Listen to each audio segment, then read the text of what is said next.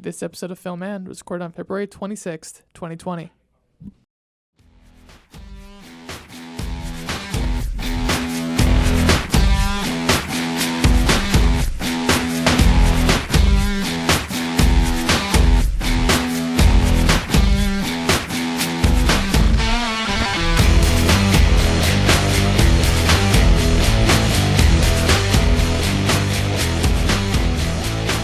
Hey guys, welcome back to Film And. I'm your host Connor. I'm once again joined by my good friend Dan. Howdy. And today, guys, we are talking about the motion picture Twilight. Yes. And more specifically, the legacy of both of its stars, Robert Pattinson and Kristen Stewart. Yes. As you may know, 2008, Twilight, very popular book turned movie. Stephenie Meyer. Yeah, Stephenie Meyer. Stephenie Meyer as the author.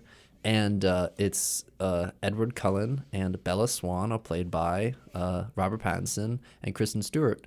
And when we were considering what to discuss about this movie, I think it was a really interesting thing to more consider where their careers have gone since Twilight. Both of like how they got to Twilight and also like where it's gone. Because I think it's really interesting to see that these two actors, these are two actors I respect greatly and I enjoy their work that they've been putting out recently. But it's also interesting they started with a movie like Twilight.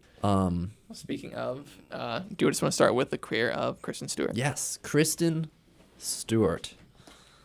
So is there a movie you want to bring up first, Dan? Because I kind of split it into pre-Twilight and post-Twilight. Okay, yeah. I think like the only really big pre-Twilight movies that come to mind for me with Kristen Stewart are Into the Wild and Jumper. Wow, no Catch That Kid? No Catch That Kid. Whoa, dude. Nope, the kid was not caught. See, for me, I haven't seen Panic Room yet, but it's Catch That Kid and Zathura. Oh, Zathura. I was going to do that because I remembered that when I was a kid, but I never watched it. And I never recognized Kristen Stewart in that role. Well, after I watched Twilight, I was like, that's the girl from Zathura. Really? Yeah. Now, for context, I just watched Twilight for the first time yesterday. Yeah. And Connor, when was the first time you saw Twilight? 2008. 2008. In theater. When it came out in theaters. Yep. So, yeah, I think, at least to start off, Kristen Stewart had a career, had a more known career leading up to Twilight. Zathura is 2005. She's 15 in this role. 2008, she would have been 18. Yeah. In Twilight. She just turned 18. Which is interesting. She plays her age, really. I mean, she's a junior in Twilight, but she's plays her age. In Twilight, but yeah. So it's not a thing where it's like a 30-year-old woman playing an 18-year-old. Yeah. Yeah. So, Connor, what are your thoughts on the progression of Kristen Stewart up to Twilight? Well, I mean, I'm not a huge fan of Kristen Stewart's career pre-Twilight. Like I said, I have to see Panic Room, which like, is the one a lot of people do point to for like excellence, along with Into the Wild. Yeah. I've yet to see that. But, I mean, like I mentioned, Catch That Kid and Zathura, both like not great movies, but they're ones I did know her from. And ones up to that point I'd seen a few times and I did enjoy. I haven't seen them since like 2008, so I'm sure they don't hold up. It's been a while. But, I mean, they very well might not hold up. Yeah. My love for Kristen Stewart mainly takes place post-Twilight. Yes. So I have a lot more to speak on that. Because I think that's after Twilight. Again, I think the important point to make about Kristen Stewart and Robert Pattinson is that their careers both took, I think, big turns for the better after Twilight. Yeah. And the Twilight movies, which for me, Twilight is not exactly a high quality movie. No. For me, it's the production value is very disjointed and the dialogue seems disjointed. The whole movie's disjointed. It's a very disorienting movie for me. Well, the movie doesn't have a plot until the last 40 minutes as well. Pretty much. It's just discovering what a vampire is. I mean, so you want to speak a little bit about her like post-career?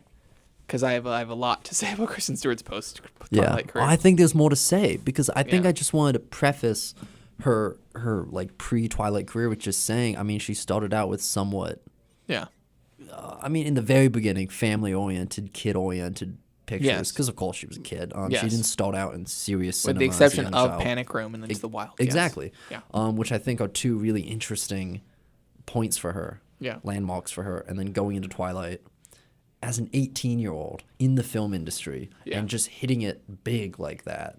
No. And then moving on with that series and going on and looking at where she goes after that. And I think also Adventureland, something definitely to point out. Now, I have not seen Adventureland. It's one of my favorite movies of all time. It's one of your favorite movies, so please talk about that. Adventureland. Which is Adventureland 2009. was 2009, immediately after Twilight. The first one, obviously. She was still very much involved with the franchise. But I like that movie. It's a very small, sweet, like coming-of-age story about these kids working in an amusement park with Jesse Eisenberg being the lead and her playing M, short for Emily, who is his love interest in the film. I still told to this day it's her best performance, which some people don't some people take issue with. I think it is her best performance. I think it's her most honest performance.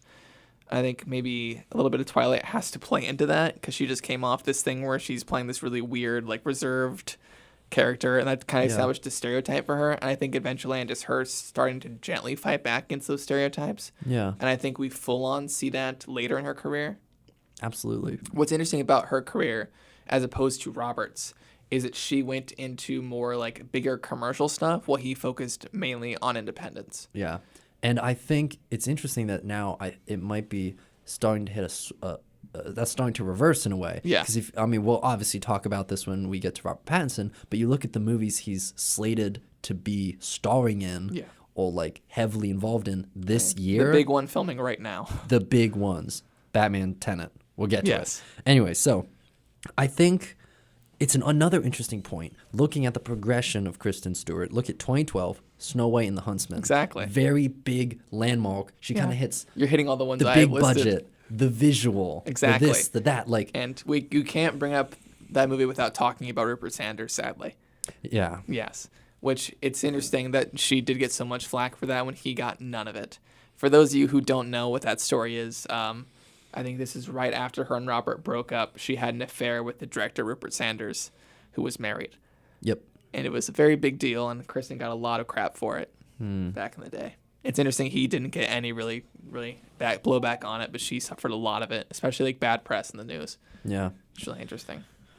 Which seemed like, I think something like that can, kind of sully a person's name, whether it's even deserved or not, which I don't think it was in many respects. But, you look at, I think for me, her career definitely hit a bit of a slump after that. You didn't see her getting bigger pictures. At least in the public consciousness. Maybe not affected actually in the industry, but public opinion of her did sway a lot. Which is sad to see. Yeah. Honestly. But for me, the next big one that I like pointing out in her career is Personal Shopper. It's 2016. Mm-hmm. It's French film, kind of French English film. And I think this marks the first turn for her into the genre of indie film. Yeah. And I think it's not really that she is leaning only towards those roles. I think it's a matter of her expanding her palette. Yeah. She's a talented actress with a lot of range, can work on a large variety of different movies, and you see her doing something like Snow White, or you see her coming from something like Twilight, and then she can lay down a performance like in Personal Shopper, which for me, I think is my favorite performance from her. That was 2014, right? 2016. 2016, okay. So, after Snow White, that's like 4 years. Yeah. That's 4 years of not really getting much recognition, and the next recognition we see from her, even in the public eye a little bit, is Personal Shopper, which is kind of from this sort of, it's that film festival fodder. Yes. Those films that get the palm to something or other at that the Palme d'Or. Yeah. Yeah. Well, there's a bunch of palms.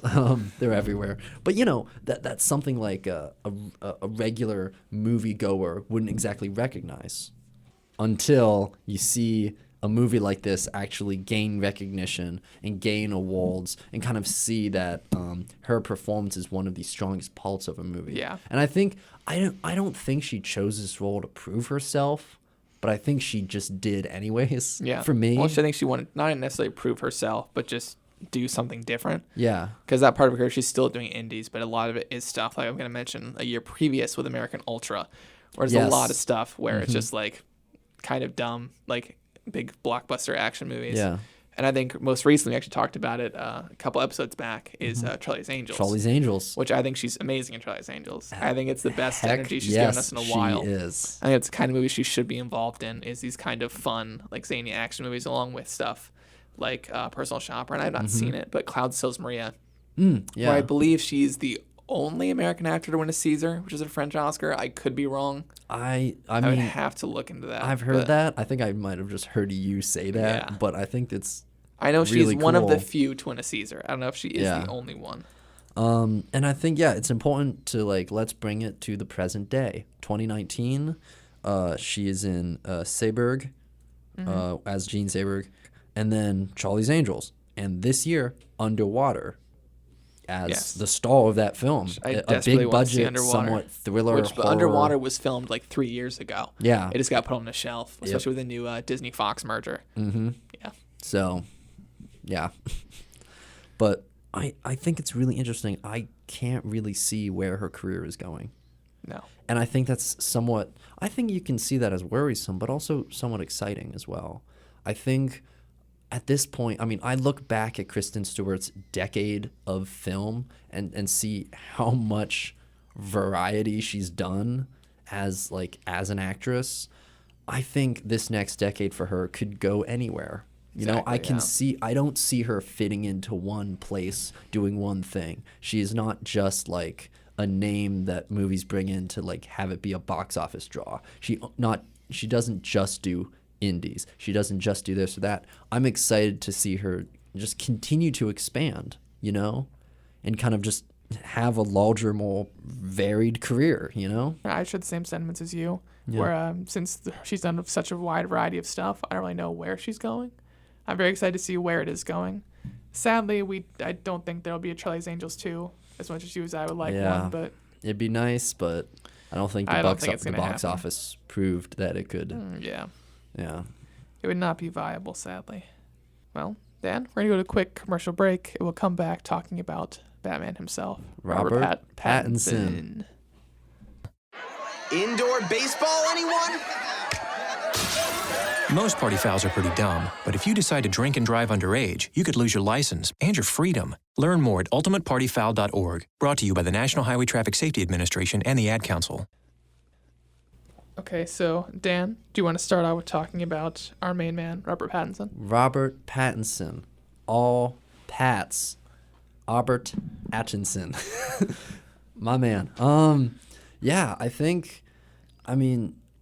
Let's start off with it. How old is Robert Pattinson? Question. Let me pull that up. I believe he is 33. 33. Interesting. Okay, well, I think the first movie you can really discuss with Robert Pattinson, in a sense, is his breakout as Cedric Diggory. Yes.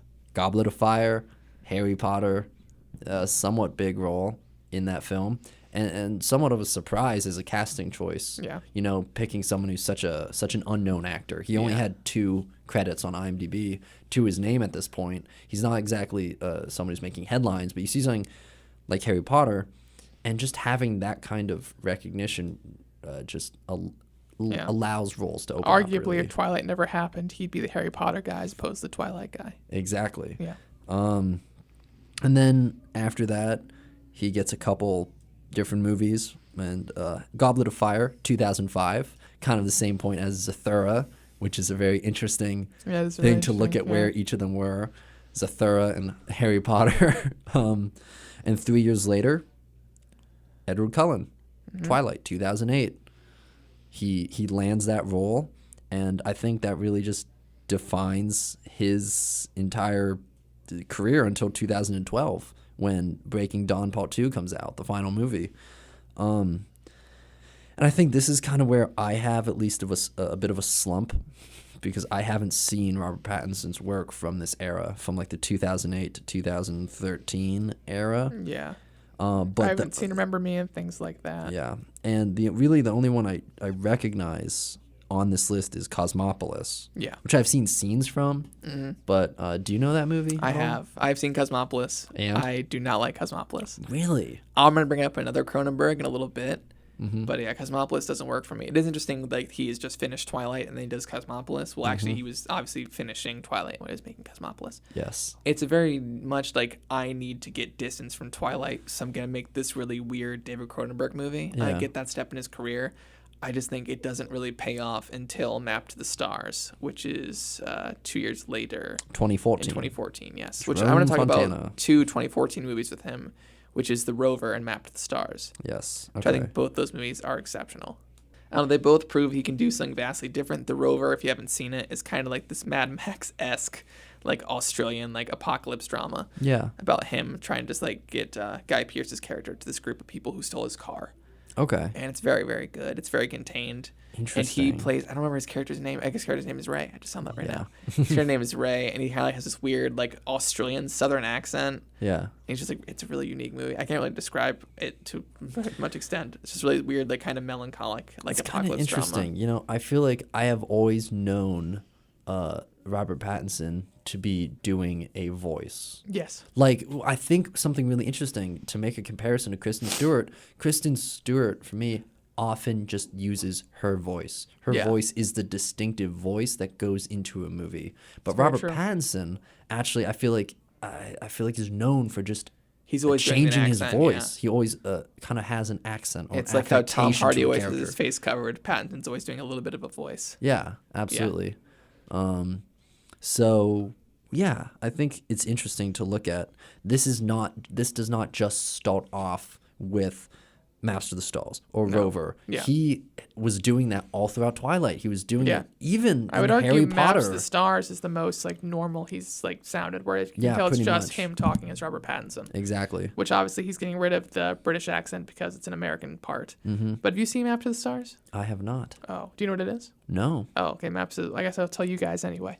But Maps of the Stars is this like drama set in Hollywood around that same time. It's a critique of like the Okay. Hollywood system and like stardom, Yeah. where he plays a limousine driver who interacts with a lot of the main cast, Mia Wasikowska and Julianne Moore especially.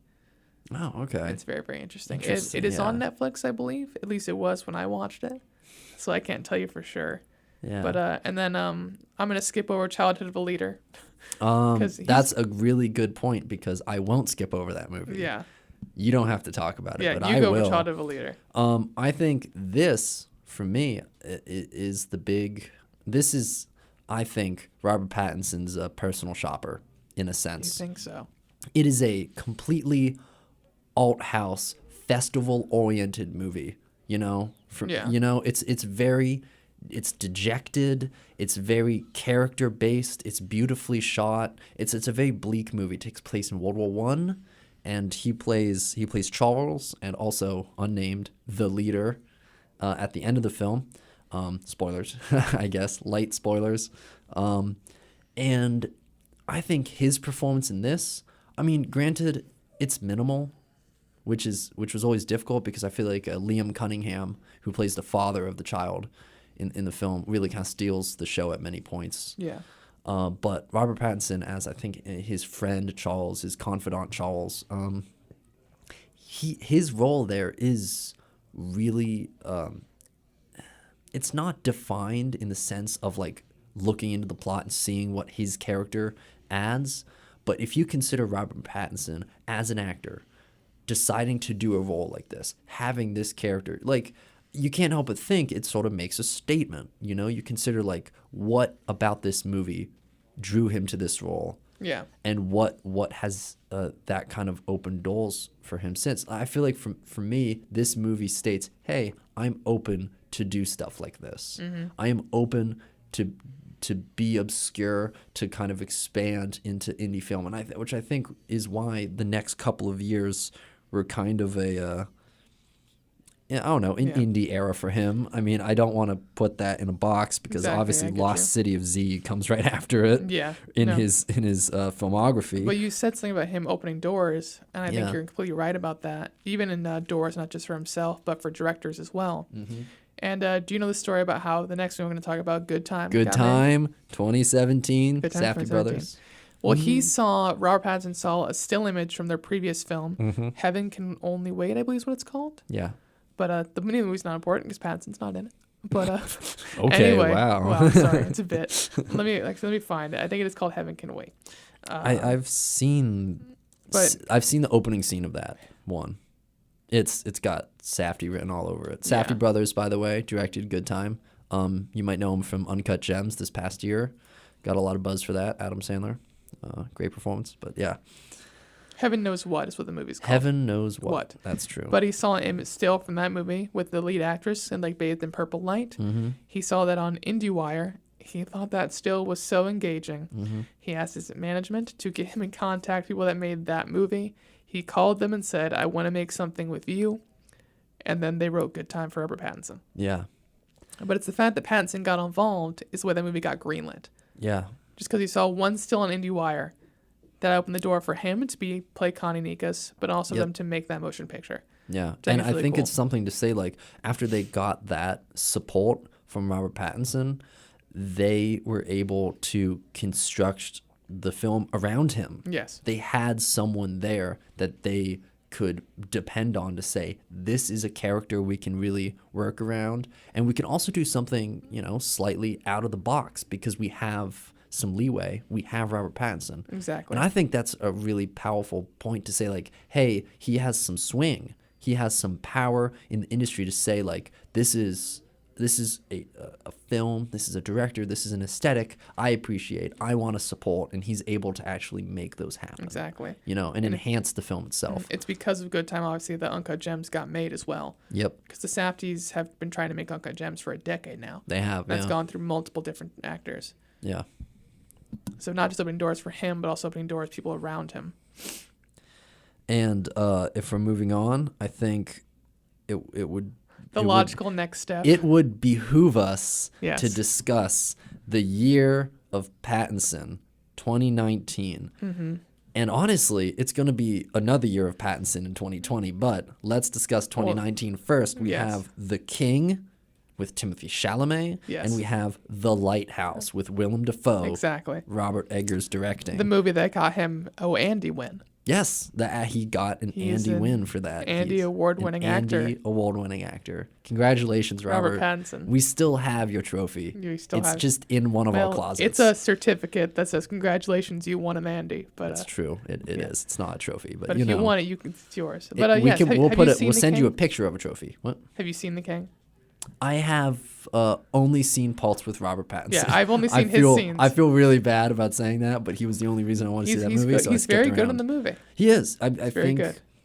It's interesting to see him in a period piece, but also it feels fitting. Both King and Lighthouse just feel like Robert Pattinson drawn and led. They both played projects. his strengths. Yes. Well, and weird voices. Weird but also voices. really unique, like kind of like tormented characters. Yeah. Like Ephraim Winslow in The Lighthouse. Yeah. And I'm gonna say this word wrong. The Dauphin. There we go. The Dauphin in The King. The Dauphin. It's really, while he's not in the movie a lot, he does leave an impression, and it's a very bizarre, really bad, weird French accent, but it fits that kind of tone of that film very well. Absolutely. And it's like general goofiness. So when you see the part where, spoiler for The King, there's a scene where him and Timothy are supposed to like fight to the death, and Pattinson, while he talks big game, and he's been taunting Timmy for like the past like 20 or so minutes and does something terrible to member of his camp.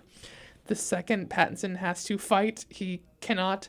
He's just slipping in the mud and like doesn't know how to use his armor, and Timothy just like lets him go. Yeah. He's just like, it's not worth my time. Absolutely. And I think it's that kind of men who are like fragile and this weird like insecurities about themselves. Yeah. And I think that same leads very fragility well. comes out in The Lighthouse. Exactly. When Willem Dafoe kind of calls Robert Pattinson out on his insecurities. Exactly. And things really just start to spiral out of control in this like kind of isolated environment, which is interesting to see the parallels of the two big films he was in this year. Yeah. So Lighthouse, The King, successful. He moves on, and this kind of after those two, we don't see too many projects he's lined up for really that have gone indie, but he has two giant, high budget, highly anticipated movies coming out. Tenet, the next Christopher Nolan film with John Washington, starring, and Batman. Yes. He's Batman. If you don't know, if you've been living under a rock if you haven't for the past spoken to couple me in of the months, past few months, you wouldn't know Pattinson's Batman. If you haven't talked to Connor, But yeah, Yeah. we all in another very big year for Yeah. Robert Pattinson, potentially, to see I think Tenet's going to do well. I mean, I don't think Nolan film has ever done terribly at the box office. No. I think at very least it's another hit for Pattinson. Hopefully this will do its part in kind of distancing himself from the Twilight stigma. Yeah. Because I feel like Nolan is just big enough. Because obviously film students love Nolan, but also the outside world loves Nolan as well. Yes. He's someone that's accessible. Yeah. Yeah. And I think hopefully this will make people kind of separate that pattern of he's just the Twilight guy, and hopefully Batman will fully demolish that. That's my hope. That is completely my hope as well. I think it'd be just big enough, and here's the thing, I have all the faith in the world that Robert Pattinson's going to be an outstanding Bruce Wayne and Batman. Yeah. And I think hopefully that will differentiate him enough and he'll finally be free of that stigma, and the rest of his career, hopefully he should be known for no particular role, but hopefully he becomes the Batman guy now in a really cool, positive light, as opposed to the Twilight guy with that stigma behind it. Absolutely. Yeah, no, I think for me, he's always going to be Connie Nikas or Ephraim Winslow. I mean, those characters for me really stand out. But I'm really hoping his career continues to blossom, I suppose. So really quickly, Dan, since we kind of breached into, I theoretically cast him in a movie he's not in. What is the kind of stuff and you want to see both of them doing their careers going forward? We talked kind of about Kristin, we don't really know where she's going, but where maybe a specific property or a general director you'd like to see them they haven't worked with before, you want to see them branch out with? Yeah. What's that kind of where you want to see their careers go? I mean, for Robert Pattinson, I really don't want his career to go anywhere. I think it's... I know what you mean. Not in a bad way, no, but in a way of I'm happy with where it is. You don't want him to get boxed in. Exactly. You want him to keep doing what he's doing more independent, mixing it with bigger stuff. Exactly. I don't want him to become just Batman. Exactly. Which is kind of my fear whenever an actor joins a bigger property, is they're just going to become just that thing. I hope he can ask Christopher Nolan about Batman. I really hope he did. He was cast when he was still filming Tenet, and he asked amazing. Nolan for advice. I'm happy that happens. But yeah, and I feel the same way about Kristen Stewart.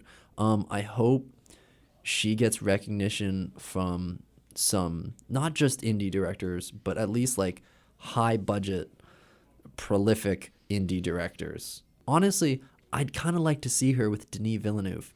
That'd be amazing. That would be amazing. I'd love to see Pattinson with him too. Oh, that's true. I think that would be basically, quite a match. I mean, it's the obvious thing. We want very talented actor working with very talented director. That's not rocket science to discuss. But here's the thing. Whatever they do next, I'm going to be there. I'm going to support it. Because I think both of them are the best actors working today. At least one of them, They're up there. They're up there for sure. He tied with Adam Driver, and I think that's very indicative. I think him and Adam are really up there for me. Yeah. And while Kristin did not sadly get an Andy nomination this year, I think she is the caliber of actor where she should be getting Andy nominations from us, and she had more recognition from the Academy Awards. Because neither her nor Robert has ever been nominated, which is kind of a bummer, because I think their work is of that caliber.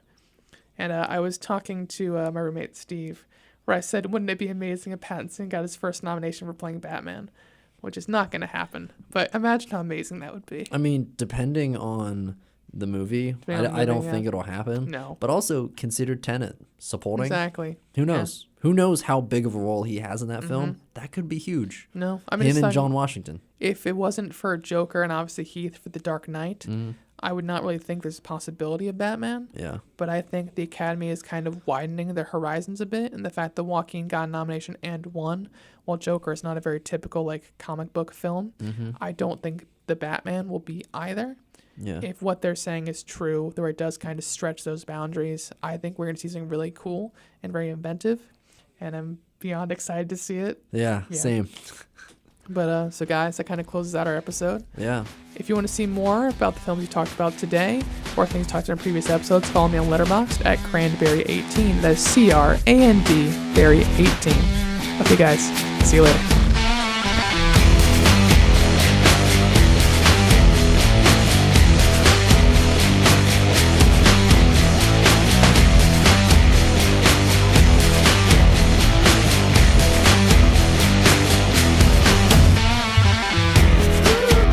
Don't you know?